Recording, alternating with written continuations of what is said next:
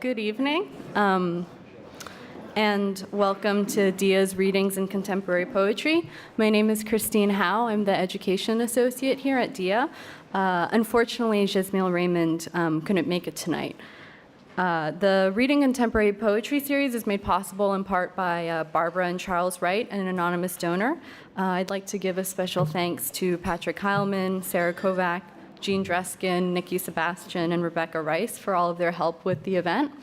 Also, please join us for our next reading on March 10th with John Ashbery and Paulo Javier. And on March 21st, artist Layla Ali is going to give a talk on Joseph Beuys. So Jasmine, along with Vincent Katz, relaunched the series in September 2010. In 2002, Vincent curated an exhibition on the Black Mountain College for the Reina Sofia Museum in Madrid. He is also a poet and translator and publisher of Vanitas Magazine and Libellum Books. So please welcome Vincent Katz.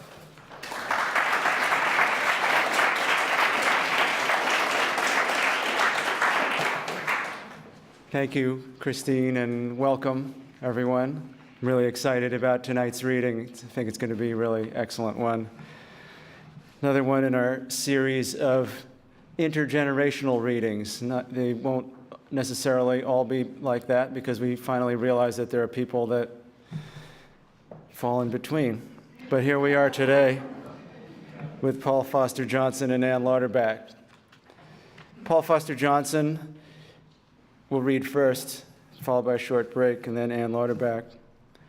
Paul Foster Johnson was born in 1976 in Englewood, New Jersey. He got his BA in English from SUNY Geneseo and his MFA in creative writing from Brown University. His first collection of poetry, Refrains Unworkings, was published by Apostrophe Books in 2008. And his second, Study in Pavilions and Safe Rooms, has just come out from Portable Press at Yo-Yo Labs.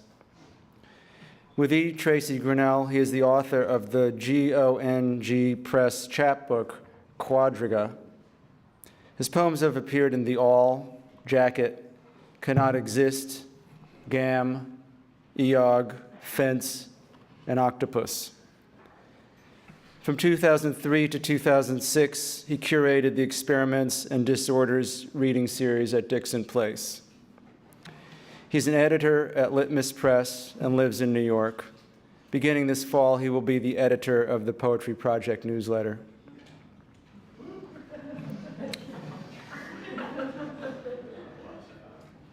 It began and ended in a taxi, but in between was the restless and gradual movement of spirit, writes Paul Foster Johnson in his poem Rhythmicon, the long poem that begins his first collection. Emblematic of his vision and of his journey so far as a poet, these lines contain a muted reference to an event, a commonplace detail from daily life, along with what can serve as a description of Johnson's own progression. His terse, densely worded lines exhibit a restlessness. They are not easily ingratiating, but rather, with occasional flashes of wry humor, give evidence of a mind grappling with the world through the mechanisms of line in a voice very much his own. This linear progression can seem gradual in that it moves in steps or series, not by wild leaps of inventive fancy. On the other hand, while not often referential, his lines do contain messages, possibly coded, that ring very clearly, as in these lines, also from Rhythmicon. Unable to parlay analogies into a living document, we sent instead drunken messages, as in the general agreement on the substance of gay hell. In the long poem Clone Memoir, Johnson conjures a community by the repetition of the pronoun we. A sometimes ominous tone hovers, a political subtext within which, quote, we were pelted, subject to distress, or, quote, we were fawns, prey to the deformation of a theory. Could the dilemma be academic, that is to say, intellectual? Musical terms abound in refrains, unworkings, subdominant, suspension, rock opera, stump fiddle. Johnson's new book is structured not by division into sections, as is commonly the case, but by an interspersing of rooms. Several of his poems have the word room in their title: Gaylord Texan Panic Room, Bowery Safe Room, Enya's Panic Room, Storm Safe Room, Chat Room, Bronx Safe Room, etc. His new poems, these particular spaces, are more finely chiseled and at times more lyrical, and they carry to a new level his verbal investigations of the difficulties of living in this present moment. Please welcome to DIA Paul Foster Johnson.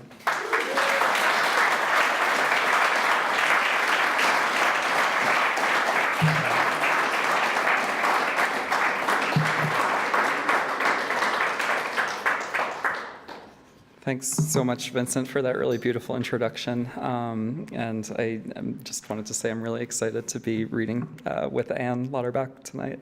And I wanted to thank the DIA staff who've been so wonderful, especially Christine Howe.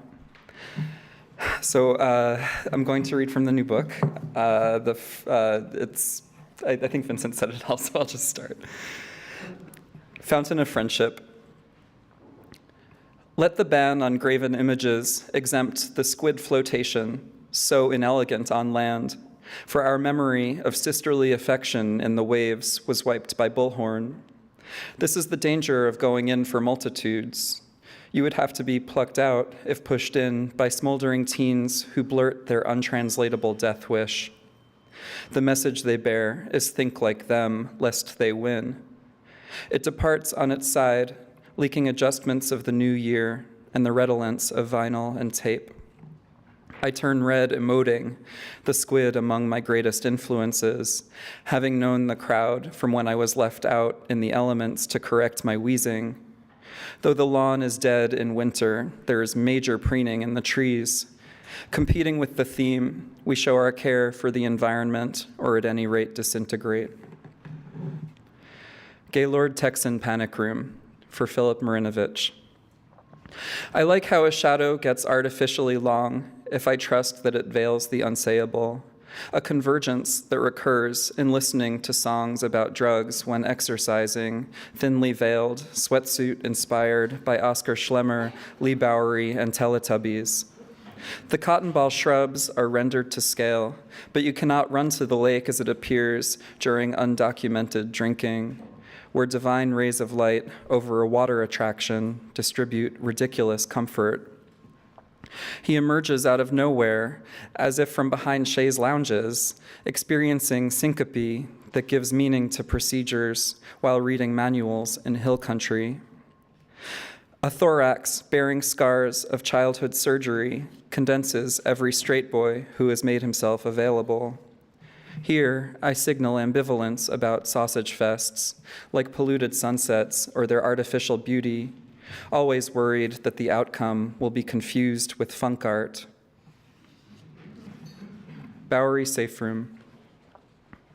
Winter clothes retarded them as they went to sweat the technique of the bad poem, but once there, they listened as they stared at the floor toward which chunks of ceiling gravitated. They were guide and community for what turned out to be a seminar. The disembodied voice was a friend, and cold ornament released its payload to the player-piano version of The Entertainer. Is it because everything is apparent that they felt haunted? Is it the specter of offensiveness behind sense and nonsense? Though someone was paid to tell them they were not crafting the well-wrought urn, they didn't know they were being groomed for oblivion. No text in the body, but hands in formalin. Research went into the bad poem, and undulating divine rays were its lifeblood. Research formed an aspic, a suburban riot that would disperse if they called an agency to smash it.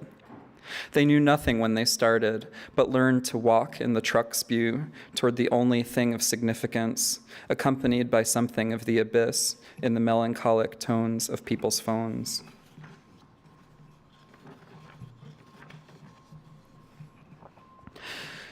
I did something to prove the desert is not silent, riding a pony over the dunes. The pony looked about to die before it ran. When some good animals die, the taxidermist gives them fangs, and conversely, a person can behave in a satanic fashion, but redeem himself through holistic workshops in that desert. The people who teach there are the best.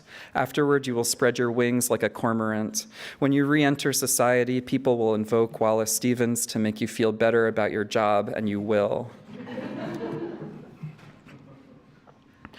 Portable survival system. The fleck on my tongue is a datum in the lament of superficiality, in the paean to exclusivity. I rear my head prehistorically and filiate with the high-minded. My job is to love recombinatory potential, though it leads not to radical awareness. Each pushes against each, seeing something tentacular in the other, something formed in virile maturity. Traipsing must come to pass before there can be clarity, but I injured myself, went flying, and ate it. To slip on a carpet of dead periodical cicadas is very PFJ. Folk education. Their singers suffered breakdowns. In their work, there was a sense of what it was to live there at that time. One song described the dark around the military vehicles between them and the cocaine waiting in Chelsea. It was about the sepsis that followed love, or love repeated as farce, the neck damaged by an anonymous hand on stringing guitars. They got away with it and worked to abolish youth by knitting and paying half attention.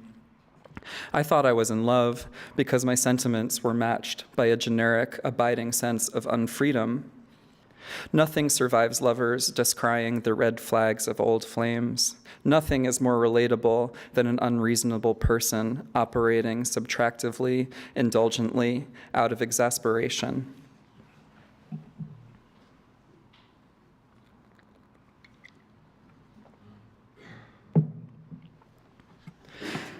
Enya's Panic Room is reinforced with 500 overlaid vocal tracks and paintings of the moon.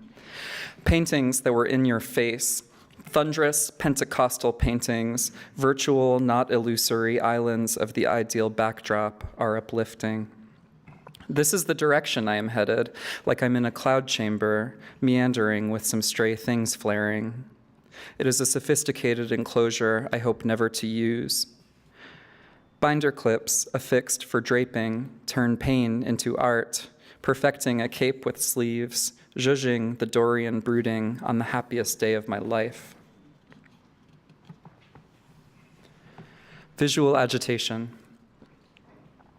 I compensate for passions that never claimed to be new, waiting for distortion with a crocodile bag jabbed at my rib. What I have against it crumbles and gapes. Lines culminating in exotic skins leave me suddenly lusting for a tan in something like a solar puberty, gaily pulling streamers so I can present something hopeful. Sad, I do not know the angels of the facility or the order of their passions, transplanted into sheetrock across the diagonal from the cafeteria to the elevator. It's the new year, and they are willowy. My loyalty is easy, so I clear the entrance to make of this less a shithole and more the magic union of subject and object, ungovernable passions, not scantly springing into action. Amsterdam. The buteau of our greeting exposed us as frauds, coming out of an attic, believing that people are really good at heart, as frauds freaking out in a smart shop. We filed into an aquarium, saw something like a couche with an eyeball on a stalk and a translucent seahorse, navigated away from a pained and ecstatic object. Our revelations unspooled through an alternate concealed exit, becoming motes in the sunset, not but for to play. An aerosol haze replaced the light needed to sort through observations accreted in a small room. But we were not defensive about being sedimented content. Removed from sensate experience, hat decomposing on a parkside path, polyurethane jeans and plaid crashed into us in the frantic dusk, until we landed in a sports bar where there was to be a travesty, a gesture that eventuated a fumble. I look up from your book and try to feed the catbird red-hot nuts. It calls alarms and sounds into the brush. When I say your voice comes through there, I do not mean you are finding your voice. I can imagine your actual voice expressing itself that way. Marveling at tufted animals will take us as far as a positive science when we really should bathe in negativity and the light of retrospect. Maybe in the elaborate privacy of these works, a driver and a hitchhiker intend to murder one another. And here you say that someone somewhere has just now shut herself in to freak out for weeks, and this does not only occur in literature. Monument to the plow. My head and lifelines are invisible, but the plow fills in the blanks. The plow is a frantic reproduction in aluminum, and I am a clown tipping it toward oblivion. In a program of self-study, the brain may suggest a formula for industrial weirdness. In the tourism of crap jobs, a brain abets bad planning. The hand grasps a glossy red handle, the brain an isolated piece at drafts. My job is to remind everyone that spontaneous order is not natural and to bus figures to their habituation. In transit, they stretch under layers that deform their silhouettes and smoke. Undispersed among other game pieces, the brain in a program of self-study looks into a series of situations in space, amoral, virtual, homogeneous, much like garbage dumps. The Azucs. In my adult life, I have found it hard to lurch from point A to point B, stuck staring at birds circling a stillborn high-rise, trapped between the functional and mystical planes of abstraction, clawed in the realm of clods. Co-workers who provoke, not through words, but festivals of dread, have made it impossible to live up to Dad's si se puede. Co-workers themselves have tried to achieve a taut surface of John Henry, but they knotted themselves up. In the middle of demonic dictation, I have lurched before innumerable openings, pancaking and beginning to flail.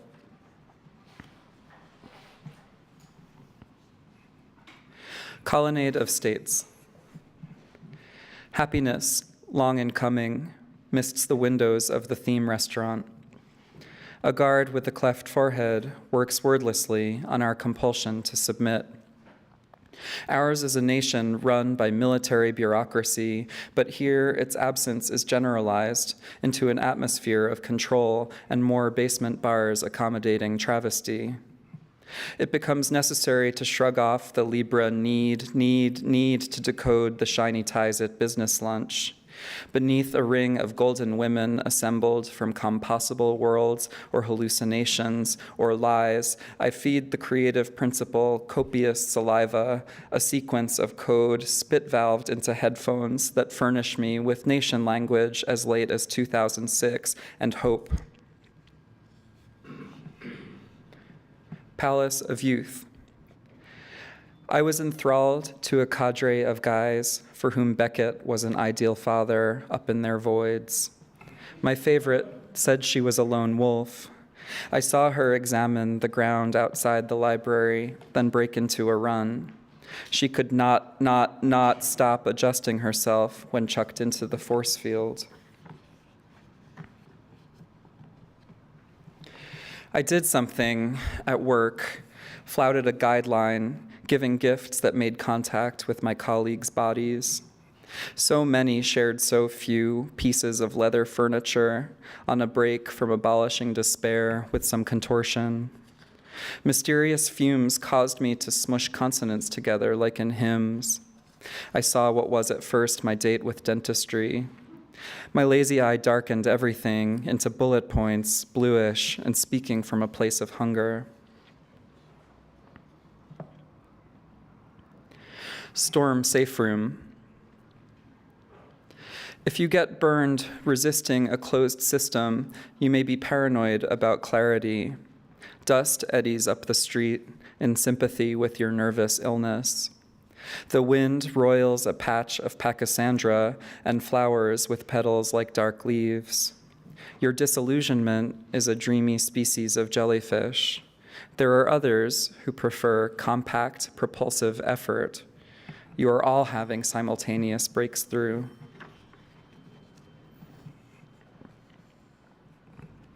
Lapidary. When spirituality has recourse to cartoons, Christ appears in German underwear or dishdasha. Since turning to shamanic practice for empowerment, I bear down on your book of daily negations when I am among the headless, surrounded by khaki.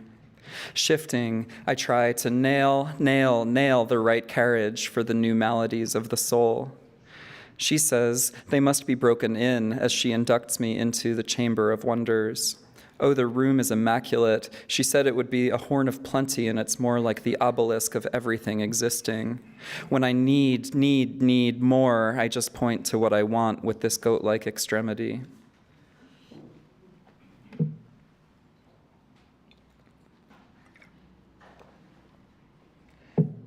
Extreme water.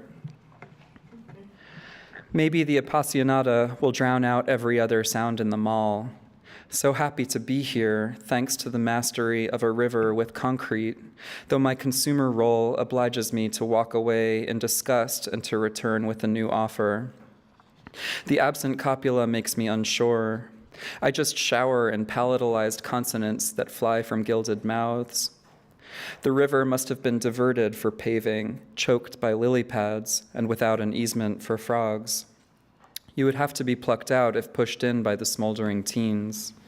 Their artlessness and inward turn have the effect of a bluff, so continue, shoppers, sampling the row of various nations without worry. Why come to the mall if not to find an actually existing corner to be insipid in? I did something on an observation deck at the bird sanctuary, probably balled into wig-like clumps of grass as C cast a cold eye on swan distribution, which changed as they moved like cardboard cutouts against a screen. C looked like he was formulating a thought, but was just trying to remember painting a painting of this, just what I felt, isolated in squares of sunlight. The memory of the deck spilled onto a patio. Now I am waiting for C to sit in the park at night and watch the rats joust. I want him to paint a painting, reform versus revolution, to add a heart or sun and take it out, and then to discard the skeleton. Chat room. P entered a third space from which he could watch time pass, instead of walking to the monastery in the middle of the night. His opaque sexuality derived from the absence of a guarantee that his person would remain intact. He recognized this in himself as we stared at the pylons regressing into the lackluster northeastern woods. The monastery was a display before which he claimed sang-froid, a picturesque ruin to which he was conveyed as though by boreal fluid. Everyone loved occasional works like this, their allusions to complementary and absent events. Weaving around proliferating drywall, I despaired over this desire. P joined the migrant workforce and grew more disconsolate and distant and drunk in our presence. Our presence was only possible because of advances in technology in a dialectical relationship with their debasement, servers in cold rooms, and a recursive void of woodblock chat sounds. Physical plant. Talk radio intimates my liquidation over intermittent blasts of steam.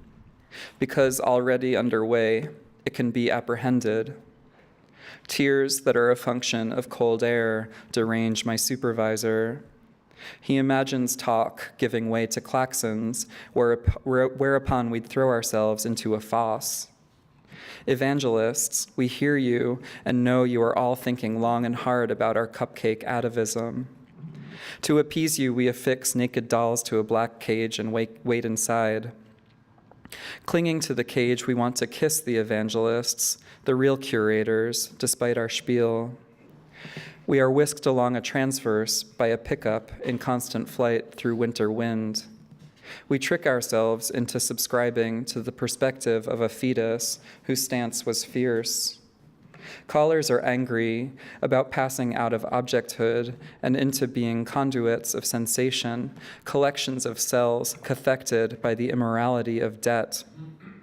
Callers are angry about being asked to read into a lacuna.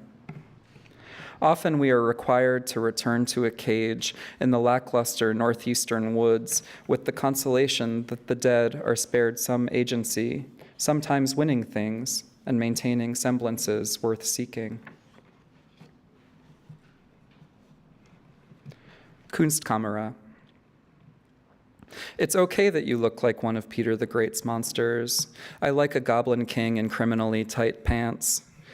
A level of maturity would be needed to know what you go through to be brisk for others. My lack of understanding hinted at an urtext looming behind the force bending away from me. If it is still there, I would line it with offerings, though carrying loose fruit for this purpose seems overly suggestive. Bronx Safe Room. Poverty obliges a Bronx full of battlements. Either the crystal city dispersed or stayed fierce and polygonal, but probably dispersed into apocalyptic slums. Racing to the city lent illusory plenitude, excitement with no object. When I engaged my mother in my diagnosis, her words radiated mystery. It's synesthesia, or a memoir eroded by stress into so many pixels, or cross-currents of desire in the Harlem River stoked at a distance. I did something. I could never discuss it. I made an acquaintance and embraced him in a phone booth. While interested parties lurked among free newspaper boxes, he removed his domino. What to construe from leather bracelets? The impossibility of translation from a phone booth to a churchyard, a gate painted white, a belfry with no bell, some culture with hot checks, the sense of lolling in a park. From a churchyard to a community garden, heckling the rooster as it crowed. We left the part we liked, jeering the rooster from a sward. We re-entered the garden with a script, but refused to expand on the vestiges of happiness. A girl took responsibility for the garden and plied us with background information until her nervous guardian sent us back to the church with a coat of arms, where we were going anyway, as though under the influence of boreal fluid. The songbirds of the yard were about to be contaminated by a New Age concert. With so little at stake, they praised positive thinking. Skywalk. Mount Parnassus is a joke because the gradient is so slight, a semicircle of saplings and no alpine concession stand. Resting in the weeds near the neighboring pavilion statues and a 50-foot-tall farm girl, I crave honey from the best region for honey. I crave meat even though it is the terror of domestic life. I can relate to carnivores, having dyed my hair the universal auburn and thrust the preponderance of flowers face down. To trail behind the busted transport is no choice, bearing flowers for thrift, now paying for what was gotten by truck, the career of cars from a pedestrian bridge, always a dirge and oddly trellised. Gaylord Opryland's Panic Room. I've been to 2 Gaylords. What is important is not winning, but taking part, by turns moving them to love us and putting them to sleep. Past a cemetery containing hustlers, Southerners walk miles, staving off a travesty of familiar quotations. After milky shots, the evening turns to vast concrete expanses. A drunkard reading minds, I give their hospitality its due as I sit tweaking on a ledge. The horror porn mashup of the cemetery invades a giant hotel, which slides into parody as Southerners steal into it. They conspire to lure a person to a person when I only wanted to reenact the bordello flashback at the end of Sentimental Education. Both approaches form a basis for action beyond the premise of prowling past nature dismembering itself. underground world home. The treatment milieu is lush, soft earth strewn with crutches left as testimonials. A lack of commitment has kept me from following suit. I move through the narrowest of openings and plunder a bicycle. I come as a stranger over a wall and find myself among the set pieces of a travesty. Behind the scenes, I shimmy toward a ruthless criticism of everything existing, uproarious but no longer available. Reversible Destiny Panic Room for Stacy Samazik. We hold strong convictions and collage them with homosexual graffiti at comfort stations. All examples are proprietary. To cope with information scarcity, we visit an island as husband and wife and also siblings interlocking for warmth. We funnel the good through the bad, suck out the sound, because it is important to do things that are already done in our name. You put your whole self in, telegraphing perversion at work. They who deprive us of sleep embargo rooms until room becomes a noumenal interior of van upholstered to anticipate clawing. Cooing at the mention of a proper name telegraphs an aroused state, activating pleasant vacant dogma. In a drearily appointed living room, the shells and nests of a future containing the past await perforation.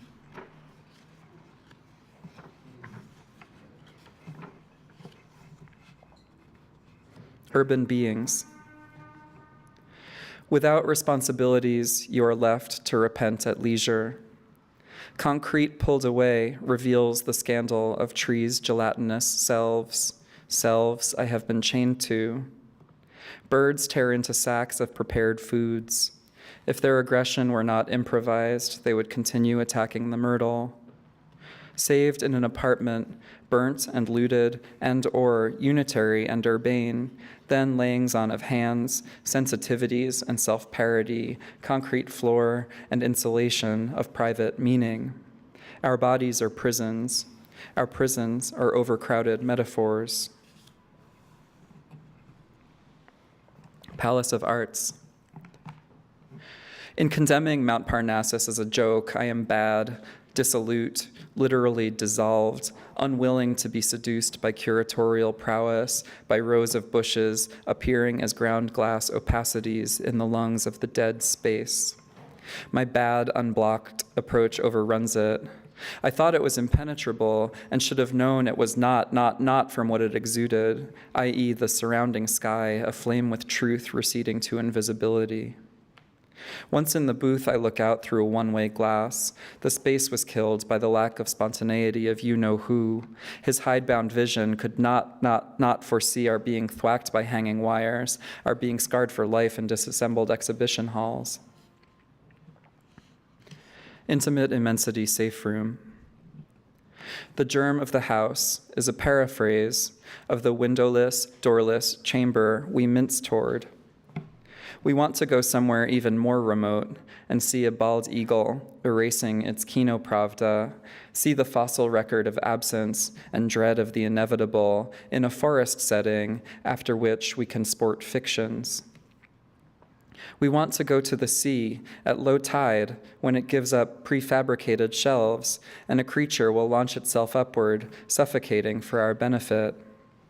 But I am at work, and I mince toward a chamber. My voice is a door chime, always when my mind goes blank in the middle of explaining phenomena. In this case, can we all get along, taped there to the wall, in paraphrase, its border an abundance of gingerbread men.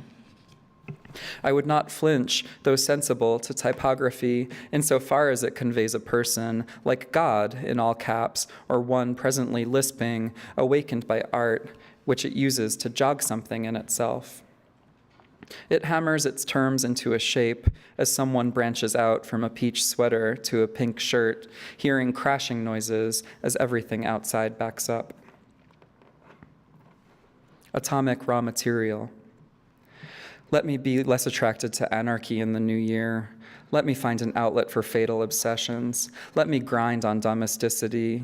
I am run down by sepsis from ignoring the prohibition on the sub-basement mattress. For these parts so full of humanity, I bow to you.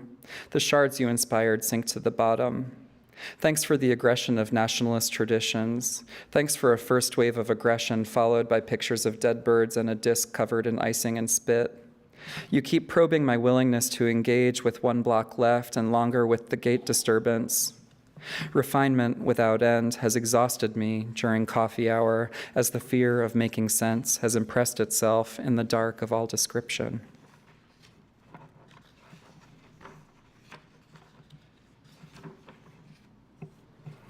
I did something in an enclosed study room with film reading capacity as the reality of appearance bound slowness and style. The appearance of reality horribly but necessarily flowered, even when there was no sun, to savage books with no horizon, nor light bouncing. Thus spoke some experimental people of revolutions and bodily weakness, sad girls who teased out one idea for 10 years. No rest for the weary scratched into the surrounding wood. The names of the girls were not revealed because they resembled the living and the dead. As they spoke, their smoking habit suggested access to the underworld. Their voices carried something leathery from beyond, a quality so good and steeped in sadness. Most of us represented a demi-monde, taking a beating in a state of emergency. Most of us were working on our Chinese democracy. Logical, intuitive introverts, we were foxes among lions, they said, who might still blunder upon captions to our downfall. Thanks very much.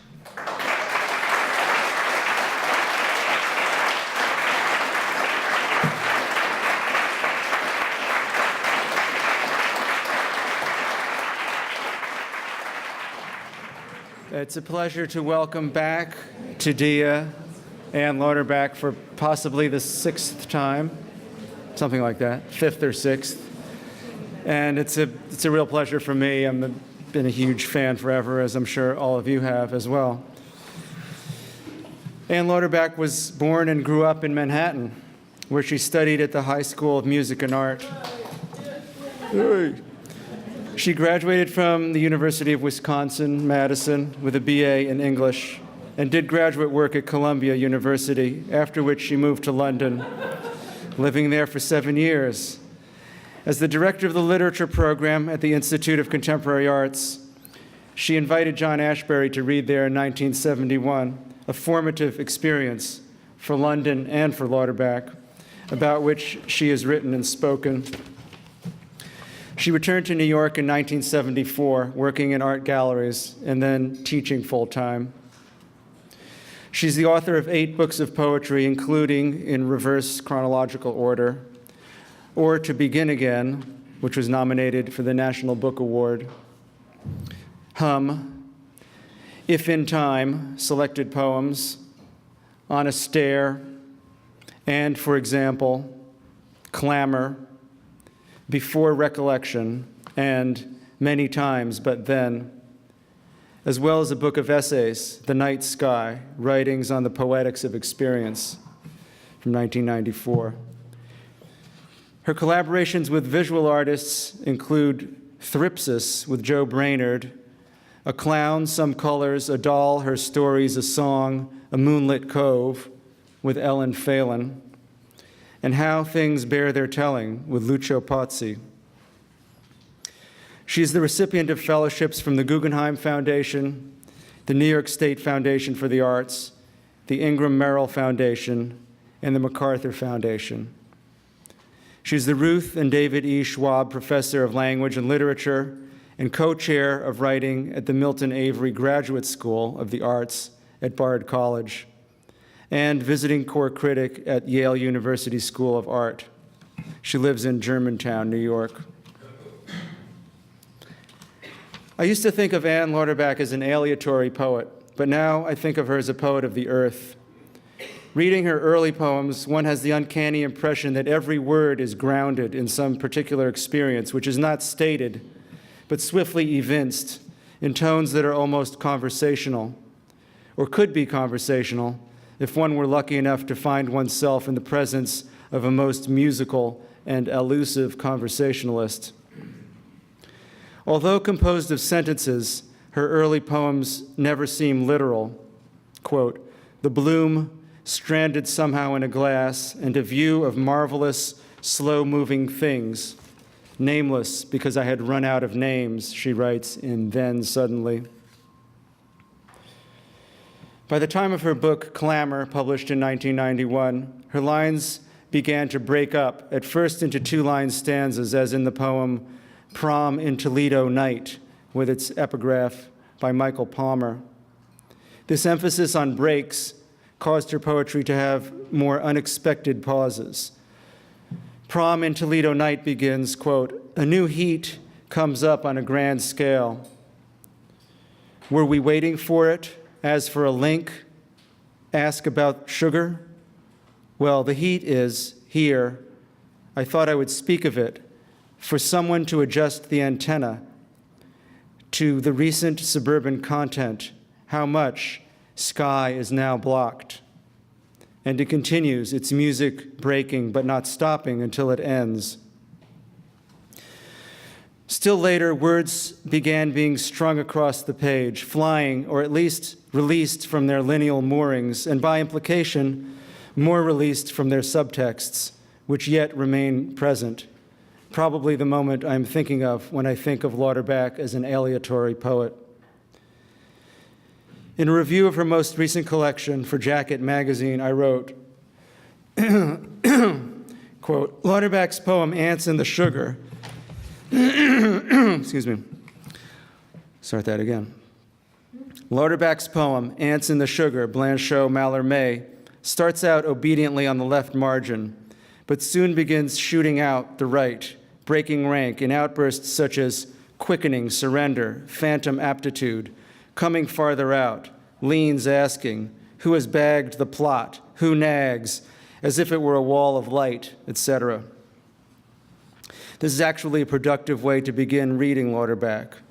Of course, we want to graduate to reading her line by line, as then we will be in a position to appreciate the ultimate and casual mastery that makes her poetry purr. In the second section of Ants in the Sugar, space is blown wide open. Lauterbach has learned from Olson, as she herself points out, and has an ability unusual these days to charge every area of the page of spread. In Lauterbach's spread out poems, Mallarmé returns, the Mallarmé of Un coup de dés jamais oubliera le hasard. We finally get we are, we, where, war, echo, a vicious circle of the most delectable kind. I realize these words in Lauterbach's poems work differently from words in most other poems. Their particular positions on pages are pitched, tilted towards each other. She has a very acute visual sense of the words to the page.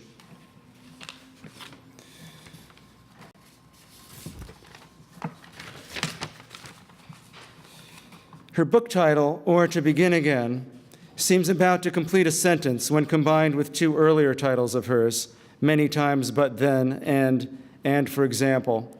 Each reader of Lauterbach may make up her or his versions or different versions on different occasions, but there is always the temptation, more the necessity, to fill the tantalizing blanks left in these titles. As with all good titles, these epitomize the texts found between their covers. The experience of reading these titles is fractal-like, the same or very similar to reading the poems they stand for. The titles clearly work by elision. They open up fields that are not present for the reader, but which are nevertheless enticing. What kind of reader or listener does Anne Lauterbach's poetry call out for?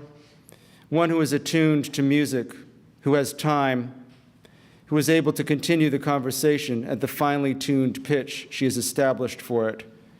For that listener, endless pleasures are in store. Please welcome Anne Lauterbach.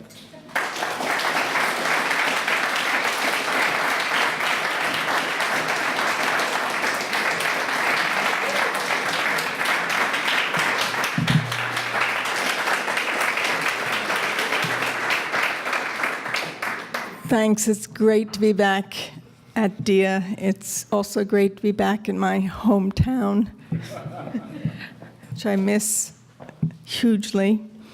Wonderful introduction. Thank you, Vincent. I'm straddled tonight because I have had a book around for a while and I'm a little tired of it, as happens, and I have new work, which I haven't tried and which I'm terrified to read. So that's my situation. Bear with me. I think I'll comfort myself by reading a poem from my very first book many times, but then the reason being that in the biography it does say she came back from London and she worked in art galleries, but actually she came back from London and worked in the Broome Street Bar for quite a long time. When I was there, before I got involved in art galleries, it was actually like an art gallery, the Broome Street Bar at the time. There was a wonderful opportunity to look at art and not to really think that one had to say anything about it. But there was a piece by Dennis Oppenheim that I remember very clearly, and he died about a month ago or a little less. And I always admired him. Marvelous, interesting, independent, autonomous kind of guy. And I won't take too much time to describe this piece that he did, but basically it was a pool table with a marionette on it and a bell suspended, and the marionette at intervals that were impossible to know whacked its head against the edge of this bell, and it had these very, very deep creases across its head. I found it an incredibly powerful piece. So it was called Descent into Hell, and this is Second Descent, 1975. And it's a few minutes before 8 o'clock or something like that, right? But the temperature dipped unexpectedly.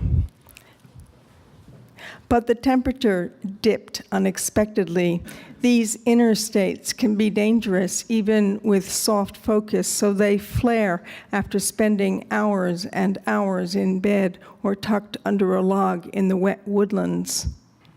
The toadstools are smooth and taut and sudden, although motionless, unlike the gong or the owl. What about these bricks? What about history? Why is it far off when it should be close, as if someone had clipped the foreground and our ears ring with a high-pitched note? Perhaps because the war has ended and emergencies sprout in strange places under the bed in brown paper bags at home.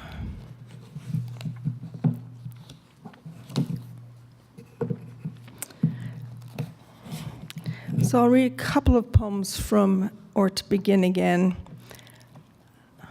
Tempted to read your Mallarmé, Ants in the Sugar, to prove you're either right or wrong. I'll read the first poem in the book. It's called Bird, Thoreau. There are a lot of poems of mine with parentheses, with something in the middle of the parentheses, and that's usually some kind of directional. It's not really about the thing in the parenthesis. Bird, Thoreau. The great stalks are alert, their shambles piled, maybe another parade. An evident gray, a slow march, and legions rudderless, an ordinary flow. These, none of them quite real, none present, like mischief in a dream, the blue garment, the rusty blade. Came late, or have you come late, or are you are late, then on into wakened sobriety's itch. The great stalks move slightly, they press back, waiting folds upwards into a shape to be seen later, or not seen, not now, not later. Take hold of this garment, this was said. the thrust of these injunctions. Take hold of the blade. Stepping man is stiff in the shade. Let him be or chop him down. At the far side of the miserable hill, an orchestra is rehearsing for the factory's ball. As usual, a train is near, but there are no feet. The wheels peel off into global dust, and there is flesh, naked flesh, exposed to it. Where were you? Asks stepping man. Where are we? You answer, taking shelter. In the other invisible mode, I glimpsed him walking away toward the river into a meadow. The head of stepping man is bowed. He seems to be alone in history, alone in the brush. Stepping man cowed, immobile, an invention of the nude season, an invention of new arrivals, and the one tulip and beating of the woman with a baseball bat. He stepped on her face. Hear these enactments or forgo them in their temporal settings. The material of the world, will, how the Jesuit and the young woman might have walked along an avenue in 1960, and then this long, this far away, in the tangle of the bare, emergent copse. Stepping man recalls Thoreau and is envious. Drab us, lonely sequitur, stepping man distilled no more than a fake, quaint acquisition, no more than material fiction to see or not to see. He cannot look up, and the light drifts across his shoulders as the river slinks on to curse his rigid stride. New York, Albany, Troy, then night and the music he might have known. Stepping man, burning ash, the bird's quick target, carries the sky on its back. The stepping man is a piece of a tree that I can see out my window in Germantown. It's a trunk of a tree that has this kind of odd shape, and I stared at it for a long time and realized that it was basically a figure. And Thoreau said, the bluebird carries the sky on its back.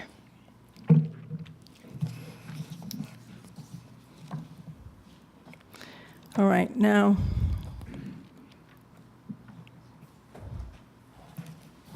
maybe for you, Ants and the Sugar. I really want to read new work. We'll give it a try. Blanchot Mallarmé. This is dedicated to Charlotte Mandel, who translated the Blanchot. She puts the beginning into moist stuff, vague but substantial among attributes. She puts the beginning in as thought or as dream, but not to be praised or worked over, not to be given to enterprise. She puts it in, something closes around it. What then? Tireless, flamboyant sequence, guards running beside the car like so many fish tagging a whale's belly. A girl shines and flips like a coin. Goldfinches. Not going to read this poem.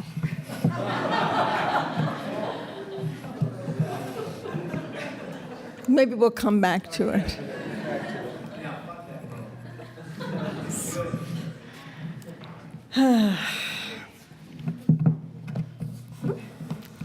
Here's a simpler poem.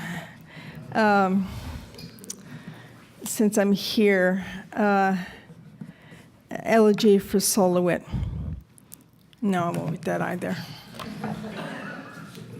You think I'm just having fun with you, but I'm not.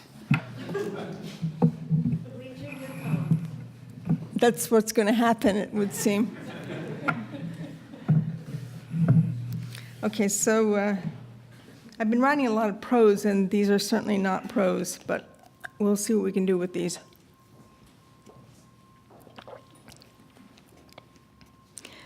Against perfection.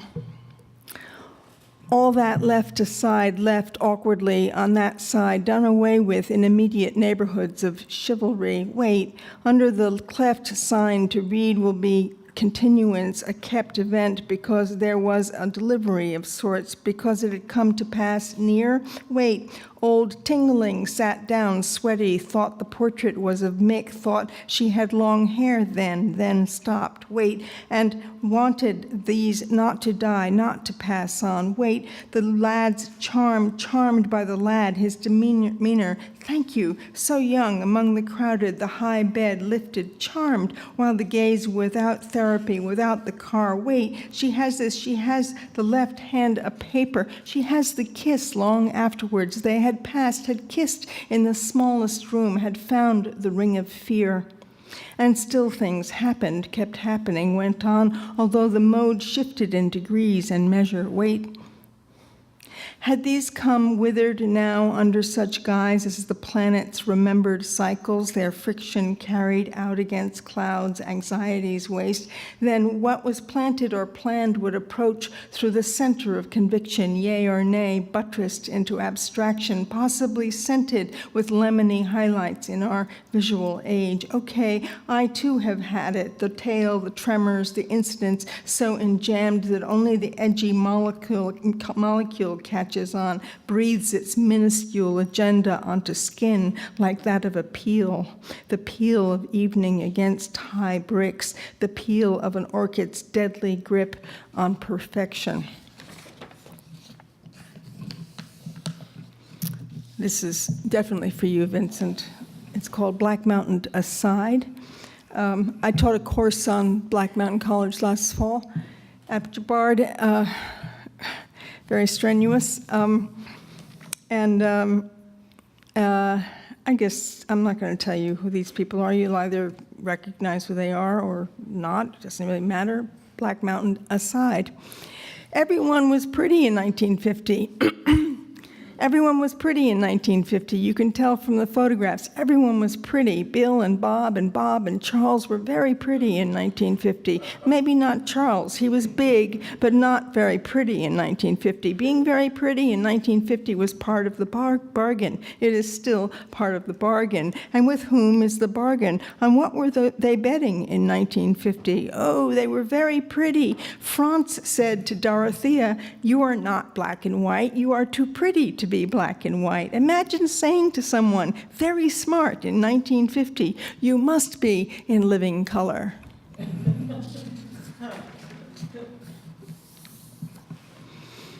So that's Dorothea Rockburn, and that's Franz Klein, and he said something to that effect to her.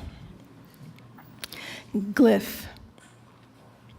It was, she said, her favorite color. Fine, I said, have it your way. He said he loved small things. How small, I asked. No answer.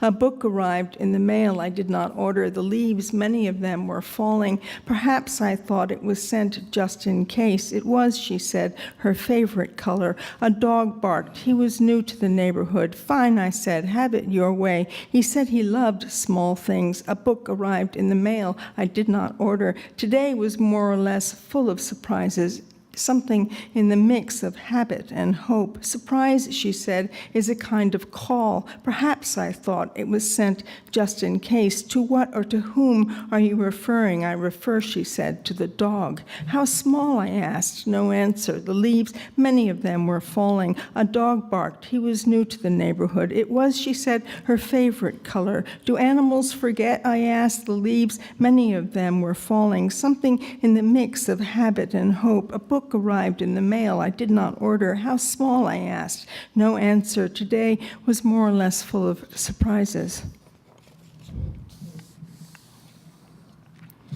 Night news with fake zebra for Michael Jew.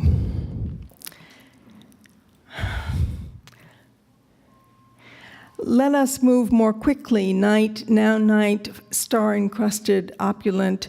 The indictment of thought is an opal's smooth version. Guard our sensations, be copious, or at least perform adequate vistas. I saw a pair of eagles from the train. The train trains on. They're sitting night longer than they're sitting. We gathered and copious, the eagles a pair. I warrant the arrest of the boy who shot another boy in this sad, would you have said no, bickering, passing the gun, a game of pass the gun. There are gangs. This is not a lesson, a transformation of the subject into another subject, not to insist, velvet revolution, velvet underground. Lou?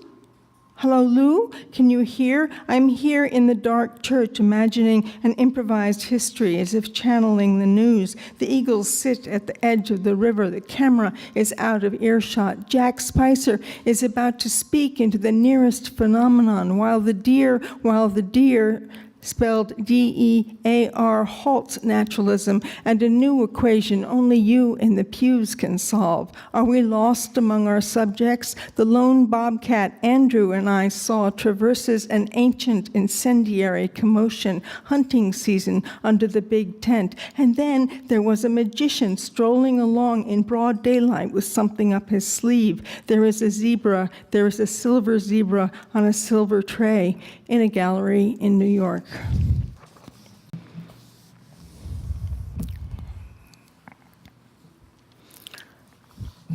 This is a poem that I wrote thinking it might be a Christmas card or something of that sort. I didn't send it to anyone.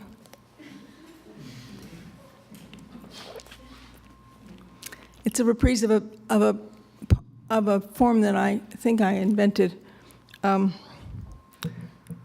maybe I didn't. Tidings of Comfort, and I've added Egypt to the title.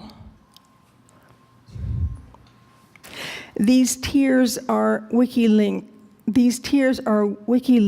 in the corner of the cloister, moister than gods, more numerous than fleas, teased into pillow slips, lips parted with dew.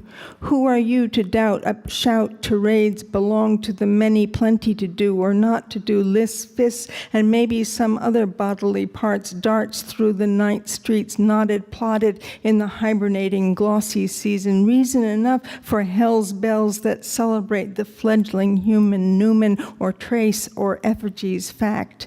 Lack and alas, speed bumps, lumps, and tidings of more stored in the old sign where it pivots. Give it its due, people. The season has come. Peace least unto the spirit. Yours, theirs, ours, and joy.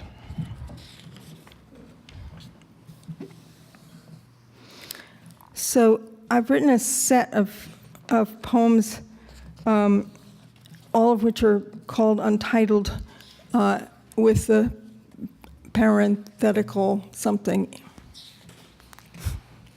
Are you waving? And I'll read you a few of them, and I think that will be that.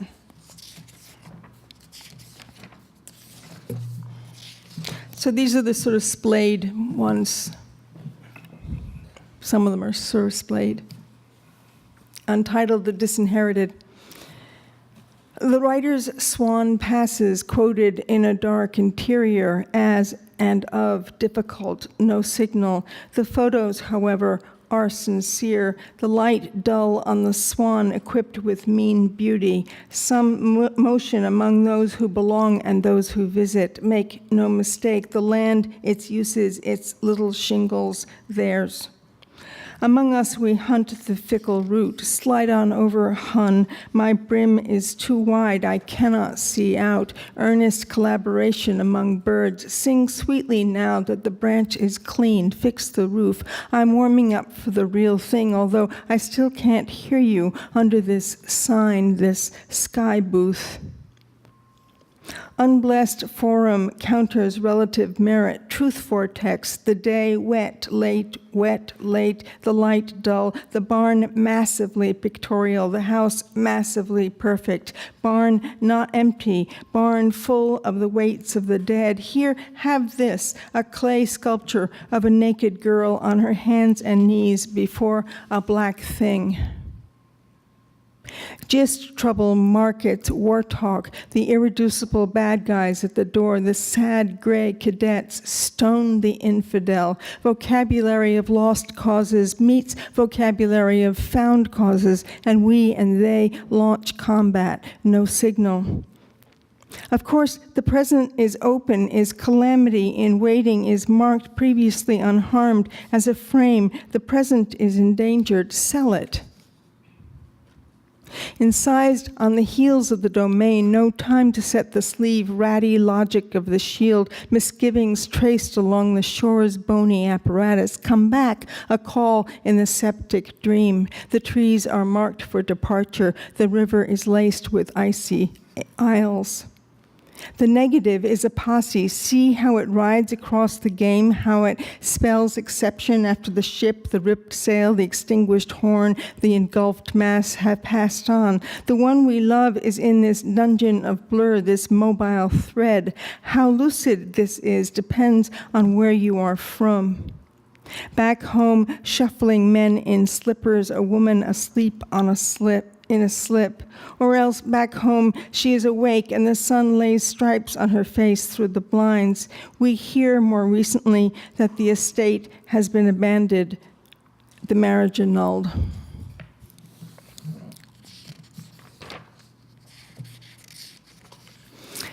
Untitled, The River. Lots of the river here in these poems. Birds, rivers, this is what happens when an urban girl lives in the country. And trains. That's it. It's the whole thing. And what do you write about? I write about trains and rivers. It's too sad, really.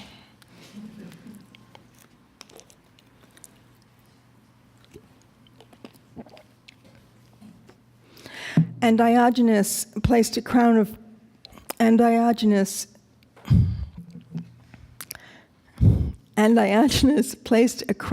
pines on his head. Victorious Diogenes spitting in the face of the ignorant teams. Diogenes crowns the horse who stood his ground. Diogenes the dog illumined. Because he said so, trust under the moon, the blessing garbled as usual, forgiveness spilled on all the stones, historical stones, as they were what touched the core, trust behind a shut door, under an invisible moon.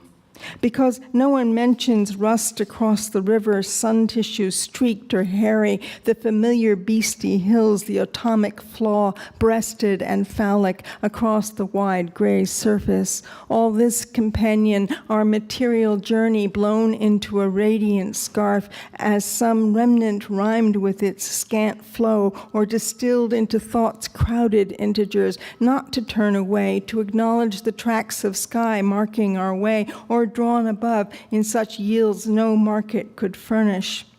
The affinities, their stake at the terminal hour, you will not recall the willow, you will lie down. How on the train others exist along the way, passages, her floral scansion, ripped apart, the horizon divided, intelligence of love's song to the ghosts, they or Diogenes who might prevail, reading ashes, leaves, cards, no preference among their habits, the ghosts bored at rush hour among the gossips, knocking sparks from each other, the tide withstanding habit, bored by any occasion, rising from lamps along the tracks, moving under a huge blue tarp as if something had erupted, opening the book. But if love of data refutes mystery, has the philosopher walked away? The poet is a procrastinator and a revisionist. She observes the river is for the birds. She recalls the sacred Nantucket coast. Her vision is empirical, even as her love of mystery refutes data. Geese on the baseball field, a flag, red tile, a metallic balloon, the aggression of sorrow, Marianne's orange jumpsuit. Had better launch another trial without a jury, without the old cavern broken by a seamless, impervious argot. If the last revolution discovered silence and the rest heard over the swerve the telltale drift in the field braided or sewn, then, and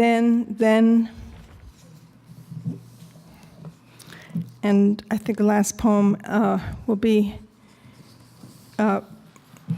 untitled Procedural.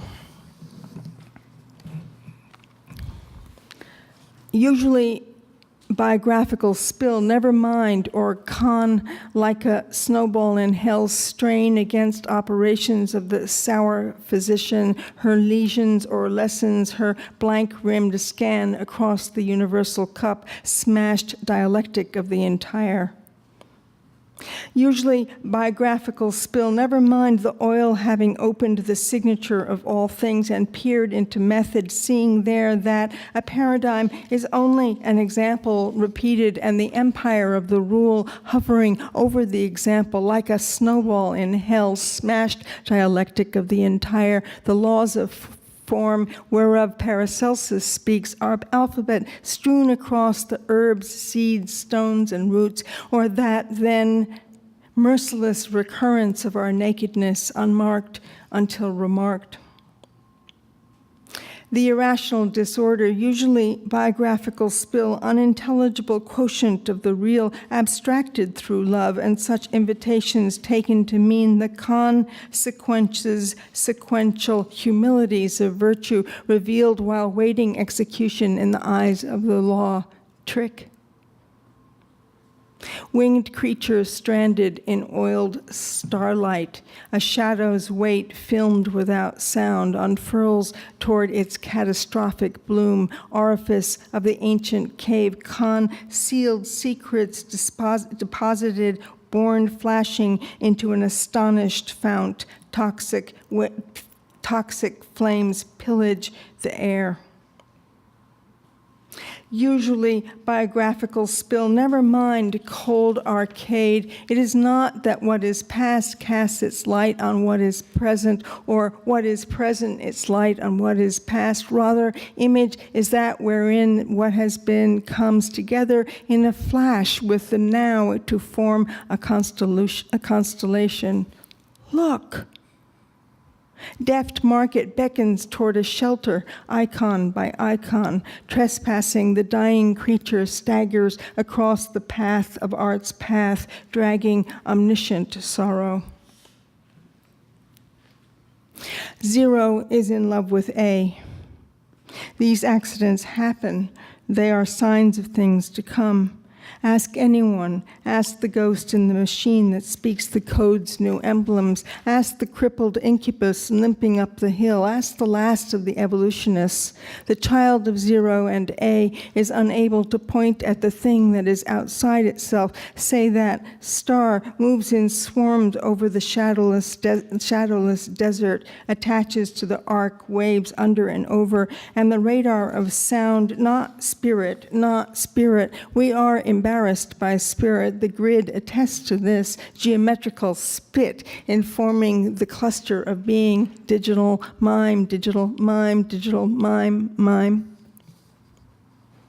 Cast the small occasions of research into a cup of steady words. Forgive me, I am jumping with instinct. Cast the apparition of time into the play of integers and their daughter n-7. Forgive me, I am jumping with the unspent as if it were a pardon. Thank you.